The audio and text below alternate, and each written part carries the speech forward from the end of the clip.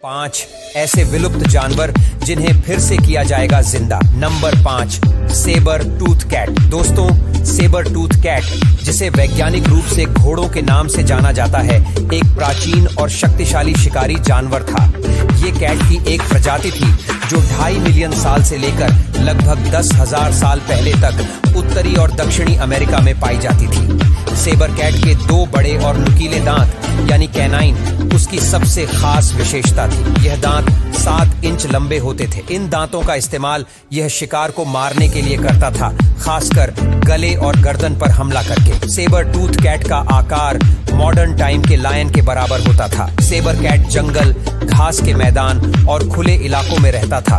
ये बड़े जानवर जैसे हाथी, बाइसन और ऊंट का शिकार करता था। इनके लुप्त होने का कारण जलवायु परिवर्तन, शिकार के लिए बड़े जानवरों की कमी और इंसानी गतिविधियां हो सकती है। वैज्ञानिक इस खतरनाक जानवर को जिंदा करने की कोशिश कर सकते हैं क्योंकि यह आज से 10,000 साल पहले ही विलुप्त हुआ है। Number 4, Siberian unicorn. यूनिकॉर्न का नाम आते ही सबके दिलों दिमाग पर सफेद घोड़े की तस्वीर सामने आ जाती है, लेकिन असल में यूनिकॉर्न गैंडे की एक प्रजाति थी जिसकी नाक पर एक लंबा सिंग होता था और यह यूरेशिया के घास के मैदानों में घूमता था। इसके विलुप्त होने का कारण इसका खाना खाने में काफी ज्यादा नखरेबाज होना था। साइंटिस्ट का कहना है कि इस जानवर के विलुप्त होने के बारे में अगर ज्यादा जानकारी मिली तो पृथ्वी पर बाकी बचे हुए गैंडों को बचाने में मदद मिल सकती है। 4 टन वजनी और सिर पर एक एक्स्ट्रा ऑर्डिनरी सिंग वाला साइबेरियाई यूनिकॉर्न कम से कम 29,000 साल पहले तक उस समय के मॉडर्न इंसानों के साथ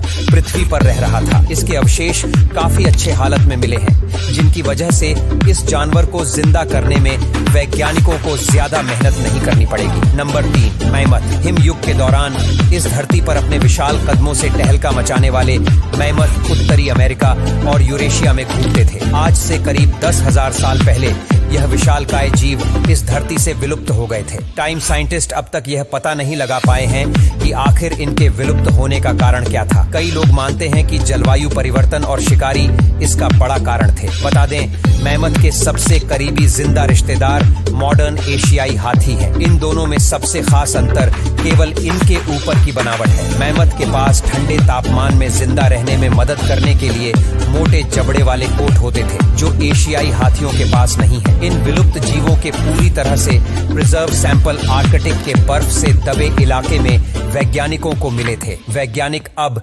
मैमथ और हाथी को मिलाकर एक नया हाइब्रिड जीव बनाना चाहते हैं जो ठंडे तापमान में भी रह सके। Number 2, woolly rhinoceros. Woolly rhinoceros काफी कुछ मैमथ जैसा ही था। ये भी काफी विशालकाय जानवर था। इसके शरीर पर भी ठंड से बचने के लिए बाल हुआ करते थे। इन्हीं बालों की वजह से ये दुनिया के सबसे ठंडे इलाके यानी रूस के साइबेरिया में सरवाइव कर पाते थे। इन जानवरों के विलुप्त होने के कारणों में सबसे बड़ा कारण जलवायु परिवर्तन बताया जाता है। वहीं इंसानी शिकारियों द्वारा इनका शिकार किया जाना भी इनके विलुप्त होने की बड़ी वजह हो सकती है। इसके अवशेष करीब 40,000 साल पुराने हैं। इतने साल बीत जाने के बाद भी वूली गैंडे का 80% ऑर्गेनिक मटेरियल अभी भी अच्छी कंडीशन में है। इसमें गैंडे के बाल, दांत, सींग और फैट अभी भी बने हुए हैं। वैज्ञानिकों का मानना है कि यह वूली राइनो इंसानी शिकारियों से बचने के लिए भाग रहा था और इसी दौरान वह दलदल में फंस गया। नंबर 1,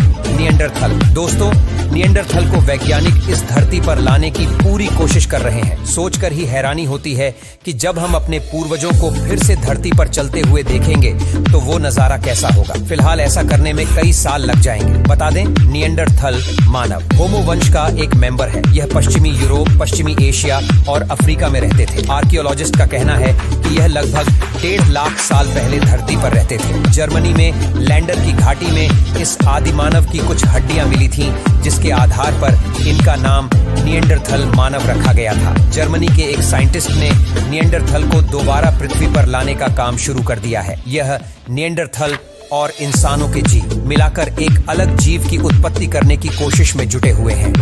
उनकी यह कोशिश कामयाब हो गई तो यह जीव वाकई में अविश्वसनीय होगा। तो ये थे दुनिया के वे विलुप्त जानवर जिन्हें फिर से जिंदा किया जाएगा। वैसे इनमें से आपको कौन सा जीव सबसे खतरनाक लगा, कमेंट में जरूर बताइए। धन्यवाद।